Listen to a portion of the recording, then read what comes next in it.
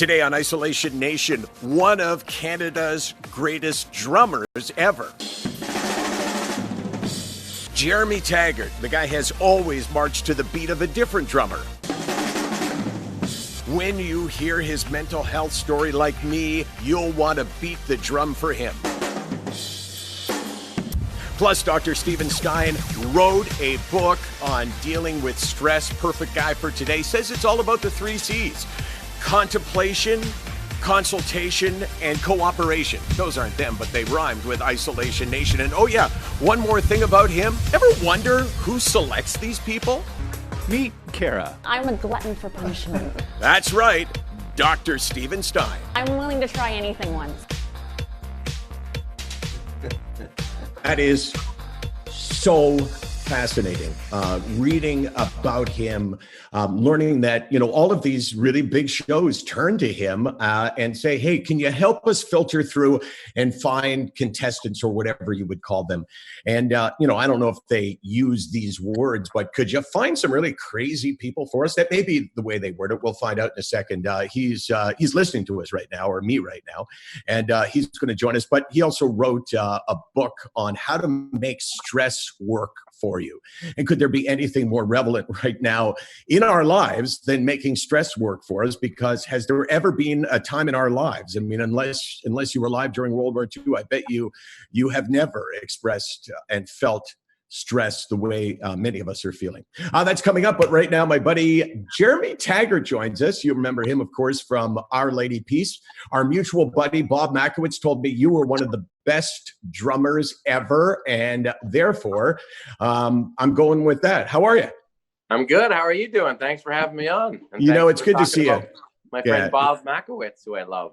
Yeah, he was the guy that put us together way back when on Off the Record. And do you know, I think you do because we talked about it before, Case, he was Jeremy Taggart. We did a video for my daughter's bat mitzvah, and we got some randomly famous people that had done Off the Record in, like around then, to give a shout out for her. And you were one of them.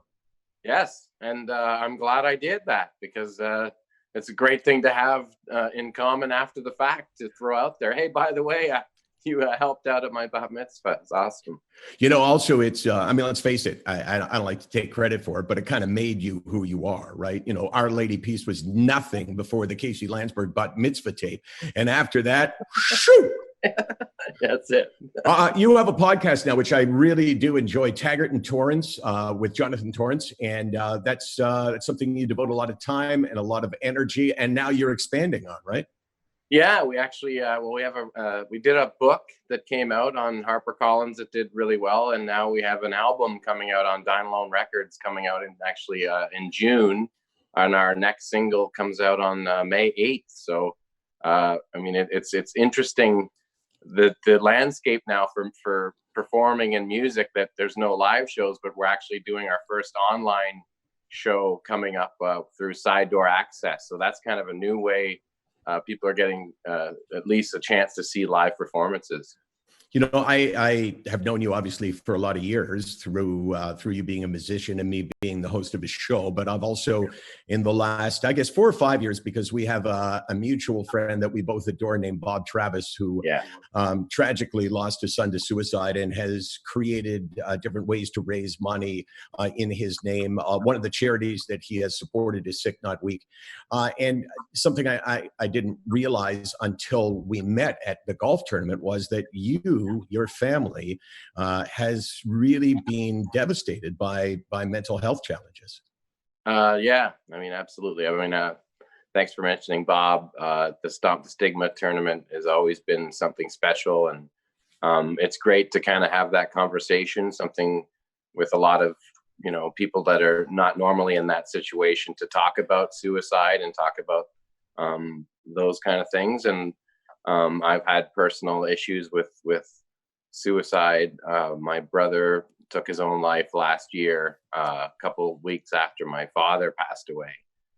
So last year was a little bit tough for me, getting through the anniversary of that just recently, just to kind of understand, especially through the tournament, that suicide is something that has a lot of different prongs to it. It's not something that you can stop sometimes. It's not something that in other situations, it's a rash decision in some instances. Other instances, it's something that someone is just, you know, conjuring terrible thoughts continuously and can't get away from them. So the fact that we have an open dialogue now once a year with a lot of special people, and obviously the work that you're doing, even 5-7 years ago, the discussion wasn't really a thing, and most major corporations would turn their nose to the idea of talking about suicide in a corporate manner. And we've had all kinds of great sponsors, from, you know, Bank of Montreal to Air Canada, come on board and talking about this, and directly talking about suicide and how to deal with it, and the family surrounding suicide, the victims. Just what I would love is just somebody to talk to give you the right options when this happens in a situation. So I think that's what we're trying to do from here on out, to just, you know, make it easier for people that are the gravity of when a suicide happens, the impact of people around it, and how to deal with that. Yeah, it's so important. The only thing I really know about it is, first of all, that there was a day for me when I had really been devastated by depression for about 1.5 years. And while I was in no way considering taking my own life, I understood why people did. See, I mean, there's a sense of hopelessness that people have that that never leads to any place good. And, you know, for me, I did have some hope because I had been through it before, right? I had been in treatment, and then out, and then in, and then out. And so I wasn't in my hotel room in Montreal where this took place thinking, okay, well, there's no hope for me. And I think that's ultimately, you know, what saved me. But it gave me a glimpse into the mind of someone who's in so much pain that they really can't imagine living with the pain any longer. How are you doing COVID-19 now? We're a couple of months in. A lot of folks who never struggled before are now battling something they're not even sure of. They don't exactly know what it is. They just know they're messed up. Yeah, no, that's true. I mean, especially when you're with your family in close quarters. I mean, I'm realizing that kids, you know, my daughter's 9, my 2 boys are 14 and 12, and you just to see the understanding of what depression is with younger people, when we thought that growing up that wasn't something that you had to deal with until later in life. Nowadays, it's something that young kids are physically having a tough time with. So that's a whole new thing for me, is just trying to get the understanding to my family individually that it's okay to feel bad, and it's normal. And sometimes you can make things hard on yourself by virtue of that thought process that comes up with these ideas is something that will work if you suppress it. It's a hard thing to explain, but your mental muscle needs to be worked. The creativity needs to be taken out, or that same muscle will work against you. And those are the things that bring up just bad thoughts of things, or negative realizations, or things that you thought you could have done better. It's just a way of kind of taking you out of the present. And especially when you're in quarantine with your family, you have to focus on trying to learn new things and stay active and stay moving and eat the right things, and, you know, try and get sunshine. It's just, it's difficult, but we're learning. But like you said, I'm sure there are people that are going through things that they never thought that they would have. Yeah, and you know, there's, you know, people who are just stressed. You know, it's kind of kind of what you should be at this point, right? You know, if your stress is manageable and you go, wow, I'm really nervous about, you know, how things are going to end up, and, you know, what will the world be like, and, you know, is my dad going to get sick, and how about my family, and like that's normal. Like I don't think that's mental illness. That's mental logic, right? Yeah. I mean, Yeah. there's a lot of stuff going on that we should be concerned about, but when it overtakes your life, and when it affects you, if not 24 hours a day, pretty close to that, and if you have, you know, really got to a place where, you know, you can't experience the joy from the things that you used to experience, that to me is when you have a problem. Absolutely, for sure. Like when watching a movie isn't even doing it for you.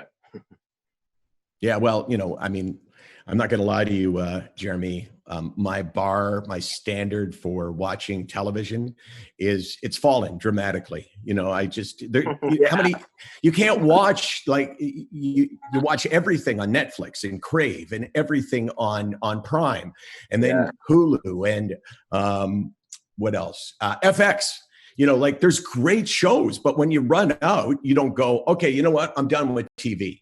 You go, okay, I'll lower the bar. And God, don't hold this against me, okay?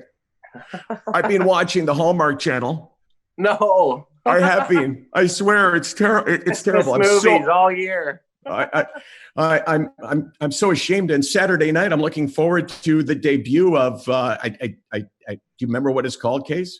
Yeah, Casey's going, no, don't mention me. So, I mean, these are tough times. And, you know, let's face it, in tough times, we resort to things that, you know, perhaps we wouldn't when times were a little bit less tough. I'm going to give you a challenge. But first of all, I want to introduce you to Dr. Steven Stein, Jeremy Taggart, Dr. Steven Stein. Hey, Steven, how are you? I'm doing great. Steven? Hi there, Jeremy. How you doing? Good.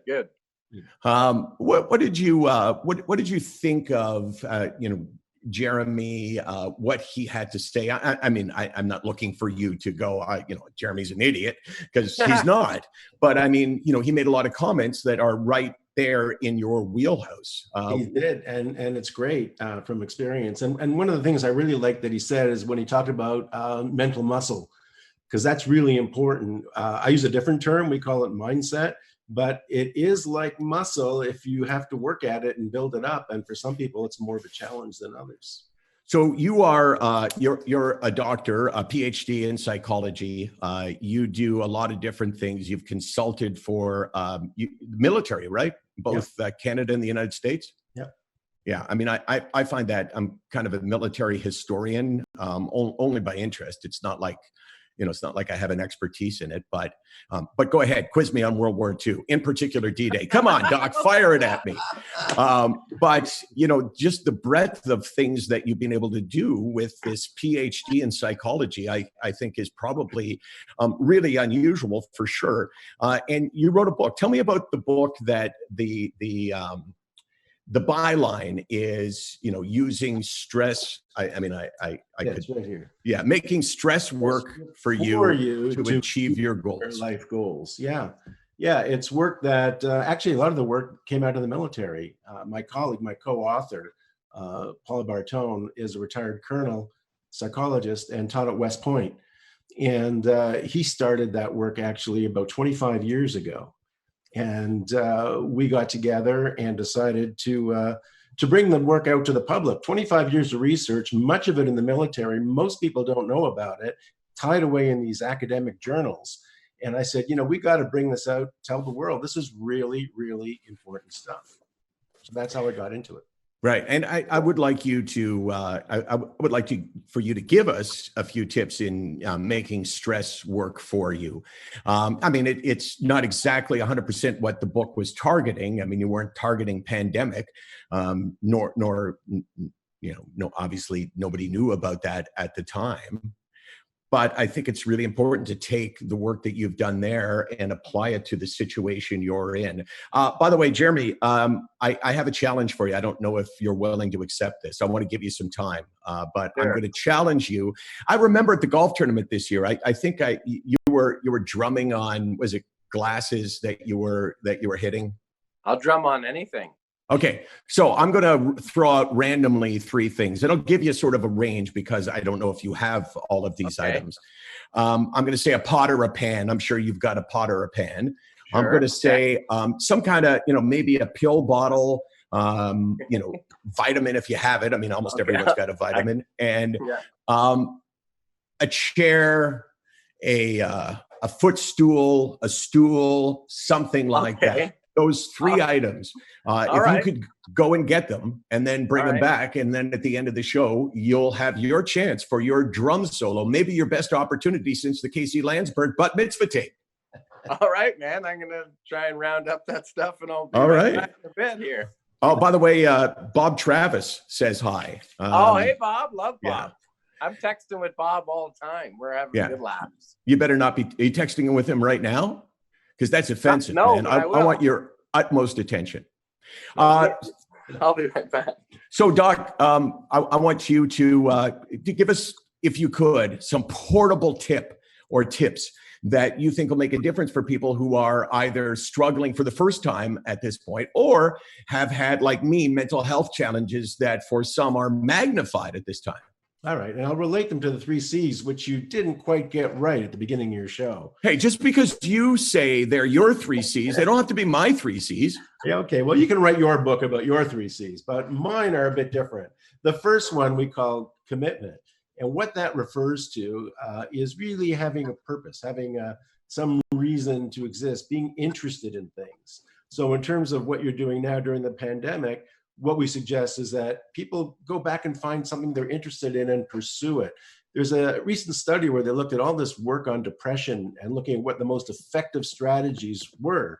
And what they came up with after studying all these different studies was getting someone to spend 15 minutes or a half hour to paper and pencil and to write down what your purpose in life is. What is your purpose? Like for you now, it may be bringing information about mental health to the world. Or it may have been before making sports interesting so people really understand and do it. So it's taking that time to find out what it is your purpose. The other thing that I found useful for myself and others is to go back to an interest you had and pursue it. For me, and Jeremy's gone now, but it's music. I'm a saxophone player.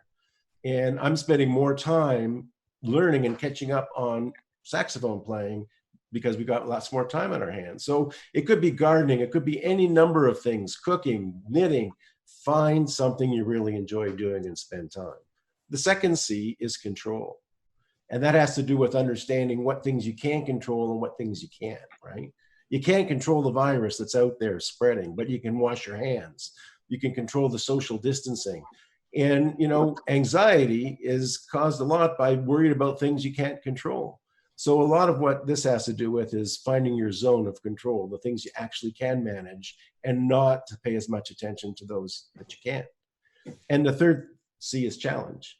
So what we got to do there is really look at the situation as not this stressful, awful thing, but as, what can I learn from this?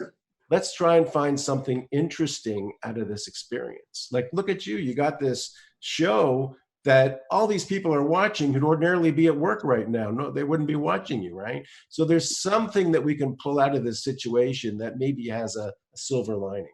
And I think that's pretty important. That's great. Those are 3 really good C's. Not the only C's out there, I got to say, but 3 really good C's: commitment, control, and wait 1 sec. I got it. Why'd you tell me?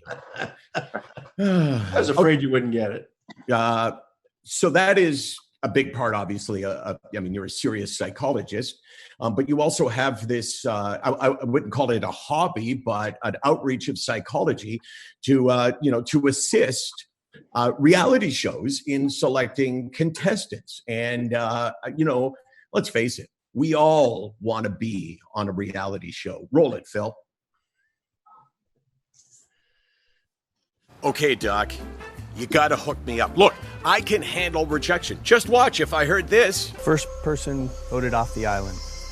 I'd ask for a recount. The tribe has spoken. I'd say okay. Of course, there's still Amazing Race Canada. I'm sorry to tell you, but you've been eliminated from the race. Oh my God. You see, I'd be good with that. Freaking skeleton guy. Who the hell cares what he has to say? Sorry, a little bit out of line. But then there's this. This season on The Bachelor Canada. See, it's awesome because people can't be voted off. And just like Chris, I love love stories, and I definitely believe in true love. I really do. So, Doc, you gotta hook me up. And let's face it, back to the rejection thing, I'm good if I hear this. But if we don't think you cut it, we're gonna cut you.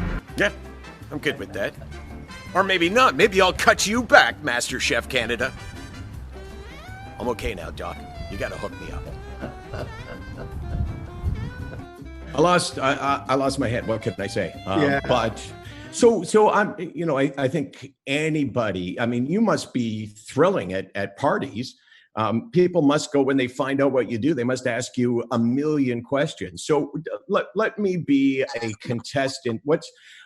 Just pick a show. Don't make it a cooking show, but pick another show that you've worked on where I would be a possible contestant. Well, you might be good for Big Brother Canada. Okay. Big Brother Canada. So what kind of questions would you ask me to filter me in or filter me out? Well, there's two different parts to what we do. And one of it, in terms of my role, is filtering out people with mental health challenges that may be a problem in a show like that. So that's sort of number one, that we don't want to get you into any difficulties. But the second part is really understanding your personality, how you fit in. What are your strengths? What are your challenges? And how would that work with a cast? Because we're really assembling a cast, like you put together a Broadway show or something. So that's what we would do. So I guess I'm wondering, all of us who watch those shows, I don't watch Big Brother, but I've certainly watched Survivor. I've watched The Bachelor. Oh my God, this is like true confessions here. I watched the Hallmark Channel. What's wrong with me, Doc? Is this my depression flaring up? But you watch those shows and you think, wow, do they pick these people knowing that they will create drama? Because normal people don't make for good TV in that sense. Well, you're right. I mean, one of the characteristics that you find in these kind of people is something we call narcissism. And it's got to be high for you to apply to one of these shows. If you're not narcissistic, it's going to be tough. And we test for that. We test for a lot of these to see how well you're going to manage in one of these shows. And you got to be entertaining. You got to be something that people want to watch, right? Why don't you ask Jeremy Taggart a question from, do you cook, Jeremy? Do I cook? Yeah, because he's done cooking shows like Master Chef Canada. Yeah, no, I would do. I'm not in that category. I like it and I appreciate the learning. Okay, process. don't complicate this. Don't complicate this. I want to see if you would qualify. So ask him a question that you would ask somebody who was wanting to be on Master Chef Canada outside of their qualifications as a chef. Well, we'd ask you, what kind of a person? Are you more of an introverted person or an extroverted person? Answer. Yourself. Yeah, I'm a little reclusive. I'm not I don't really like to go out much. So probably not a good idea to have me there, unless you want like the quiet guy that always has something to say, but doesn't like to get into fights. Are there any things that you're afraid of? What scares you in life? A loneliness. So I can't be that much of an introvert. And how do you deal with rejection? I think I'm okay with it. If someone's not into me, that's fine. It's not going to work out. So I think he's doing pretty well with this, to be honest with you. And clearly, when you say that you're reclusive, you don't like to go out, you are pandemic ready, man. You have been training for this, forever. I find that I'm spending a lot of time on my couch because of the pandemic. And then I realized, how is that any different than any other time in the last 10 years? It reminds me of being on the road, when you're on the road for 12 months straight and you don't want to see anyone and you're in a hotel room on a day off that you've been to this place 60 times, there's nothing to see there and you just want to sit in your room, and there's kind of an isolation at being trapped in a way, because you're going to be on the road for another 4 months and you're in a different city with no days off. It kind of feels like that. That's the closest I can equate this feeling to, for sure. Okay, why don't you both stay there? I know that you're buddies with Sean Cullen, so I thought maybe you would like to hear what his contribution for today is. Okay, Sean, let's get her going. And I want to ask you about your experience with charities. How's that gone for you? Hello, Michael. It's great to see you again and everyone out there. But I've been getting into trouble. Here's the thing. I love to support charities, and I think it only reflects well on me. I believe in karma. But in the past, I've picked some terrible charities, and I want you to avoid them. The first one that I joined up with was Fight the Children, which is a charity that thwarts the will of children all over the world. And they're not popular, but they are dedicated. And I was spokesman for them for a little while, but it really didn't work out. It's terrible. I assume that's your only bad experience, Sean. Yeah. And then I was working with a charity called Feed the Homeless to the Hungry, which is on both sides of it. It's terrible, but it kills two birds with one stone. But it's just morally reprehensible, and I don't know why I got involved. People ask me to help out. I always do. That's the problem. I'm an easy mark. You know, I would say that being too kind can be a problem. I assume that's it for you, right? Well, after that, I got into, you've heard of World Vision, which helps children who live in poverty. But I was into World Laser Vision, which is a charity that sends laser eye doctors to other parts of the world that are living in crushing poverty, and gives the children corrective eye surgery. And so then they can really see the crushing poverty they live in. It's really cruel, in fact. I don't know why I even got involved. You have really had some bad luck. I assume they seek you out, right? Yeah, you'd think I'd learn my lesson, but for some reason I got involved with a new charity called Lick the Eyes of the Vulnerable, which what? They're sending me some information. I'll check it out, but it seems like a bad idea. So stay away from those charities if you can. Although do give to great charities, like anything to do with the frontline workers for COVID-19. Thanks very much for your time, Michael. And I've helped one person. Then my job is done. You know, I don't know if you've helped anyone, but you've made people laugh. That's Sean Cullen, actor, comedian, stand-up host, singer, songwriter. He kind of does everything, and he does everything well. The kind of person that I find to be really annoying when there's really not much that I do that well. Oh, you know, Dr. Stein, I know you want to jump in and say, no, Michael, that's silly, but no time for that. Here's a question for you, Dr. Stein. This is from somebody on Facebook. How does one combat the fear knowing a second wave of the pandemic is ahead? It's anxiety on top of anxiety. And that's really one of the toughest things, being anxious about being anxious. The fact is, you can't control whether that's going to happen or not, right? So why worry about it? You can control your reaction to it. So just live your life and prepare yourself as best you can. Do the things that health community is telling you to do, and we'll see what happens. Yeah, from the same sort of category, what can you do if you've sunk so low that you can't find anything to bring you back, i.e. movies, TV, or books?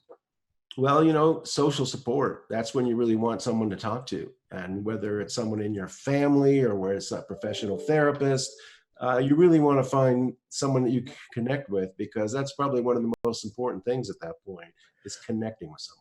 For sure. Here's one for you, Jeremy. How many shirts do you have that look like that? It seems like every time I see you, you're wearing a checked shirt like that. I have a lot, maybe 25. This kind of thing. But yeah, no, I like nice, comfy shirts, and this is definitely one of them. That's absolutely true, for sure. And just by the way, I made that up. This right, one is actually genuine because Casey wrote it out. Is Michael wearing pants with a button? And I'm very proud to say that I have now gone, how many days, Case? About 47 days without wearing pants with a button. This is my way of fighting back against the pandemic. It's like, okay, COVID-19, I don't like you, you don't like me. So I'm going to take advantage of this time, and I'm never going to wear a pant with a button, because we know button means uncomfortable, right? So yeah, the streak continues. Okay, Taggart. I asked you to get those items. I asked you to get a pot or a pan, a pill bottle, preferably a vitamin or a chair or a stool or something like that. What do you, I see a pot. I see. Stool. Like a what little is that? kid toilet stool. Toilet stool. Yeah, so I can give it a little stomp on it. You can hear it a little bit. Okay. And I found some B12 vitamins just to keep with the good mood. Fire one of these under the tongue just for a little afternoon boost. You know, I use 5 Hour Energy, and I went to the doctor. This is bizarre. I went to the doctor. Natural. That stuff's got like Jim Furyk's actual blood in it, doesn't it? So I went to a doctor for the first time. I had this full blood test, and the woman that was reviewing the results goes, "Oh my God," which is not really what you want to hear. And she says, "Oh my God, your B vitamin numbers are through the roof." So I said, "Is that a problem?" And she said, no, it's not a problem. I just never seen anything this high. And I thought, I don't know why. I take a multivitamin, but I can't imagine it's that. I come home, I'm telling the story to my daughter, and she goes, "You idiot. The 5 Hour Energy is all B vitamins, and you do 2 shots of it a day. So maybe that explains it." So that's my experience with the B vitamin. Okay, Mr. Drummer, let's see what you got. I got the pot right here on my lap. So, okay, here we go.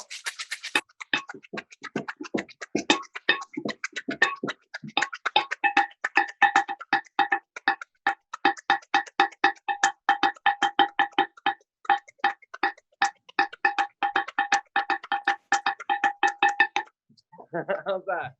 I was awesome. I couldn't talk while you were doing it because it would have cut your audio out. Oh, did it cut the audio out? No, I couldn't speak during that. Okay. Otherwise, You can hear it would have deferred to I guess the louder voice. That was awesome, man. I'm a little concerned. You still have a potty training thing, and your kids are what? No, it's for the 9, like when 12 and 14. No, it's when you're on the toilet, so your feet aren't dangling. It's a little stool, man. Okay. Yeah. Okay. It's a good move, man. I've been known to use that thing to get a little lift on the legs. You really get things out. Hey, next time, why don't you guys work in work out a duet, right? Because you mentioned you're a saxophone player, Doc. Right. Yeah. Oh yeah. Yeah. Yeah. Nice. Let's do it. Sure. Love it. Love to. Here's a question as we wrap this up. What if you're so afraid of allowing yourself breaking because the normal supports aren't there right now? I'm not sure what that means. I believe it was poorly transcribed by my daughter. She's shaking her head no, but yeah, I'm going to point the finger at her. So I don't know if you can answer that question. Well, I think there are professional places you can call. There are numbers that are out there, helplines. And right now, some of them are free. You can get free help with some of the support in Ontario. Concern from a community member about inability to sleep. Any advice, Dr. Stein? Well, sleep is really important, especially at times like tips. this. So there's a number of things you can do. One is to try and do some exercise before your bedtime. It's also good to keep a regular schedule in terms of when you go to bed, and try some visualization or imagination. I like to imagine being in a forest before I go to bed and just think about that. Okay, I'm gonna do that, and I'm going to say that I don't know if I should be having this much fun, but I'm kind of a believer of at this time we all need a little fun in my life, and I don't know if this was fun for anyone else, but it was really fun for me. You know, I don't think I've laughed that much in a half hour in a long time.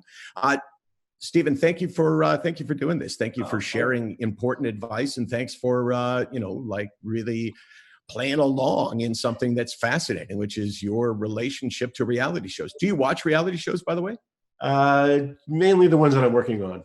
Right. So you watch them for professional reasons. Pretty much. Do you ever watch the Hallmark Channel? No, sorry about that. You know, the Hallmark Channel is actually W, which is channel 27. So you may want to check it out on Saturday night. It's a rom-com that you know there will be a struggle. It'll look really good at the beginning. B, it'll be two people being reunited from high school. C, there'll be an annoying kid. And D, there'll be an older person who is very, very wise. So yeah, I mean, I don't think you could pass that up. And Taggart, good to see you, man. Good to see you too. Don't forget the other Hallmark classic storyline is the couple that are on their way to the holiday and they're stuck and they can't get out of the snow, so they have to deal in the car for like 4 or 5 hours. Oy, that's what I'm. Yeah, I mean that's those are heartbreaking stories, man. What can I say? Good to see you, Taggart and Torrens. Tell people how they can listen, because you know who doesn't want more Jeremy Taggart now. Yeah, Taggart and Torrens on all platforms from iTunes to I don't know, I guess Google Play, but it's taggartandtorrens.ca for all your needs, and Taggart and Torrens on Twitter and all the other IGs and Facebooks. Good stuff. Thanks. Really good to see you. You know, you and I both love the same guy, so I don't know if X equals Y and Y equals Z, if X equals Z, meaning I don't know if you and I love each other because we both love Bob Travis, but I'm good with that. I love you, man. I love you too, bud. Thanks for doing this. And Dr. Stein, you're awesome. Good times. Thanks for doing this as well. Thanks for having me. That's it for today. That's Isolation Nation. You know, our goal when we created this show, after years of research and polling audiences, you know, we came up with this formula. I mean, this whole show is scripted, just so you know. We came up with this formula, which ultimately says, let's give people a sense of comfort knowing that other people are out there struggling. Other people have been through really bad stuff in their life. Let's try to bring them some useful information, and let's try to make them smile. And I'm pretty confident that we did all three of those today. Bless you, Case. That was not a religious thing. She sneezed. So for all of us that work in the show, thanks to Janssen, a company that came to us about 4 months ago with no strings attached, just said, hey, we want to give you money. We want you to do something good with it. And this for us is doing something good. So thanks for that. We'll see you tomorrow on Isolation Nation.